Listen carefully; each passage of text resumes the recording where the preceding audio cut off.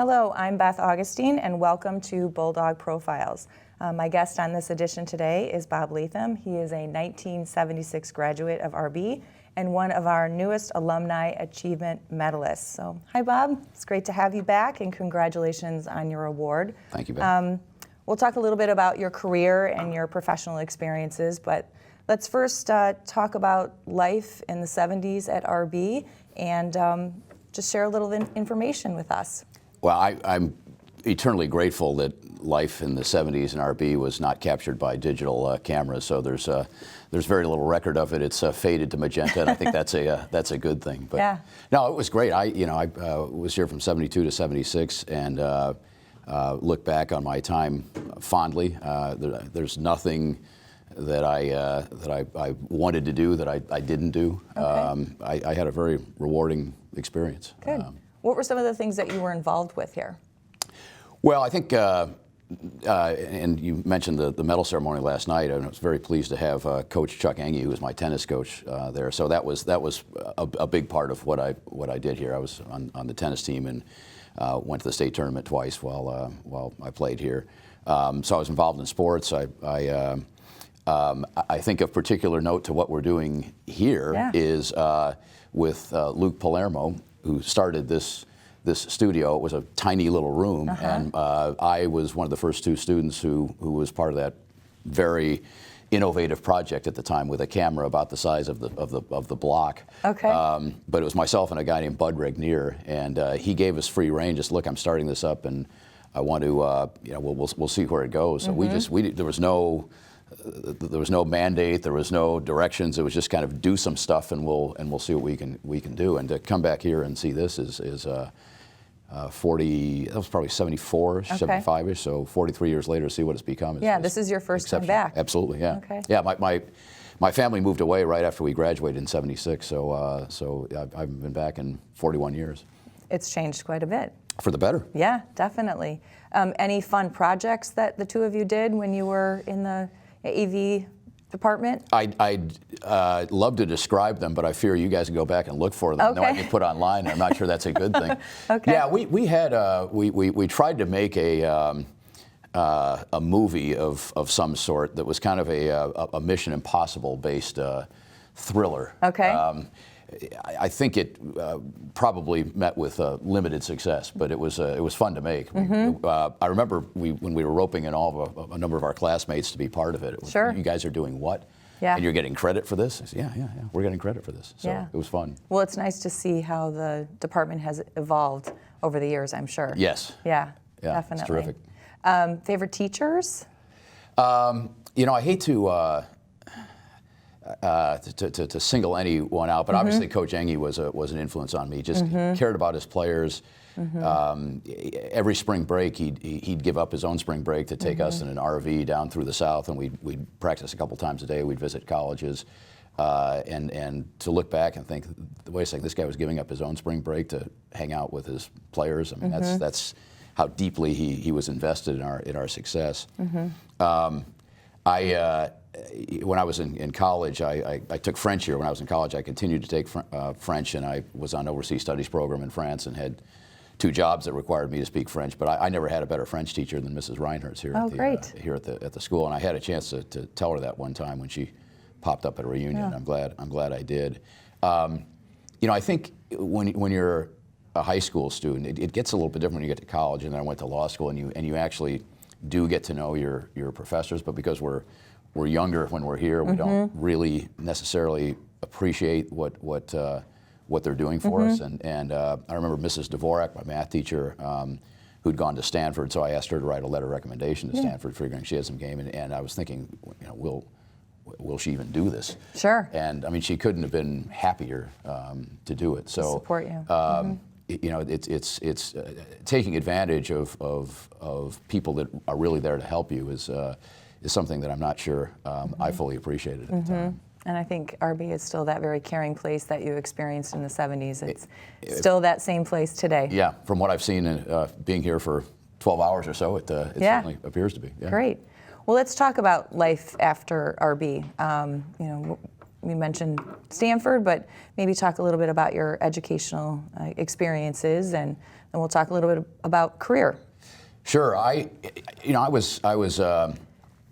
didn't really know what I wanted to do when I went to college. Yeah. One of the reasons I chose Stanford for a lot of reasons, but one was that I didn't have to declare a major until after my sophomore year. Okay. So there's some schools where you went to, and yeah, you might have been able to get out of this curriculum and in here, but there had to be a spot, and they'd admit people. All right, you're going to be admitted to the engineering department, and you to the writing department, and a liberal arts school. So and smaller than a big state school. So I had a lot of options that I wanted to preserve. And you ultimately chose political science. I did, yeah. but I actually started out in math and science because that's what I'd done at RB. And so my first year at Stanford, I was taking physics and advanced calculus and this kind of thing. And I thought, I can do this, but I'm not sure this is really my calling. So I switched to a more liberal arts path. I majored in political science and communication as well, and the background I'd had at RB really allowed me to do that. I mean, I could stay on the math and science track, but I'd had evidently enough education in writing and reading and this to be able to pivot pretty closely when I was at Stanford, and then that kind of. It was probably my junior year at Stanford when I started thinking about law school. And I'd continue along that way. So. And you attended law school where? University of Virginia. Any particular reason why you chose that location? Several. I wanted to see a different part of the country. Okay. And it's interesting because I just faced this with my own daughter, who was trying to decide whether to stay at her undergraduate campus for law school or go somewhere else. And I just, I'd seen people at Stanford who stayed around for grad school, and they tried to kind of keep living their undergrad lives. And I thought, maybe I'll change the scenery. Something different. So yeah, see a different part of the country. Yeah. It was a very highly rated school. They had one of the best placement offices, so I figured I could get a job anywhere. It was a state school. It was cheaper than Stanford, which made a difference to me and certainly my parents. Sure. So all those things factored into it. And no regrets, by the way. Good. And then after graduation, led you to Texas. Yeah, I've been with it's kind of rare, I guess. I've been with the same firm for 34 years, so evidently I either made the right decision starting off, or I lack imagination since then. But yeah. I think the factors that caused me to go there were appropriate because I've stayed there. It was I interviewed everywhere in the country. And I just wanted to find a place that had people that I liked because I was going to be spending a lot of time with them. Sure. And that I could trust as colleagues. And I knew that I wanted to do media-related practice. And a lot of what I do is defending television stations, newspapers in defamation cases. At that time, there weren't a lot of firms in the country that really had a robust and long-standing practice in that. Jackson Walker in Dallas was one of them. And that attracted me to it. My parents had retired and were living in Arkansas by that point, and I hadn't really spent much time with them in 7 years because we moved away. I went to college. There was no home to come back to. Go back to. So I was on my own. I thought, well, you know what? I should. They've done a lot for me, and it'd be nice to see them more often. And all those things factored into it. So I know that you've been recognized as one of the best lawyers in America. Which is quite impressive, in 6 different areas. You mind sharing those 6? Well, some of them are overlap, so okay, let's not get too carried away. All right, but still. It's to sort of summarize, litigation. So what I do is disputes, civil disputes, commercial disputes. So commercial litigation is one of those, and there are 2 subcategories: intellectual property litigation, patent litigation, First Amendment law. And I do, I've been recognized in sports law as well because I do some of that. Okay. It's, partially, sometimes paying, but sometimes in volunteer capacities with various sports organizations. Do you have a favorite area? Yeah, it would be First Amendment law. Okay. And represent media companies because I'm a big believer in the First Amendment. It's interesting. Every country, even countries that you think have a repressive regime, have some language that's First Amendment-like. So it's, oh yes, you have the freedom to speak, but. And there's always a but. And the one thing that we have, there's no but. So I believe in protecting free speech, protecting the free flow of information, allowing reporters to do their work. And throughout history, a lot of things that needed to be uncovered were, the press did its job. So it's a critical function in our society, and I do believe in it, which is why I can, get my passion up when I'm representing these people. Sure. Can you share a favorite case with us, or a memorable case, one that really sticks out in your mind? Well, there's certainly one that sticks out because it was live on court TV for 7 weeks. Wow. So, I was, and there was only one camera in the courtroom. It was 1996. It was the year after the OJ trial. So it was when, it was when courtroom trials people were actually watching them, and they were kind of new to see. To see a live trial in a courtroom. So for 7 straight weeks, I'd have commentators, grading my paper at the end of each day. I watched it once, but I mean, you don't have time to watch it. You're busy working. Yeah. But I was thinking, if this trial keeps going on, there's got to be a way to make a little more profit. I was going to, contact Nike and put a Nike swoosh on the back of my sport coat or something to because all you usually saw was just the back of my head when you're examining a witness. So, have an endorsement somewhere in there. Yeah. It was time. But what was the case?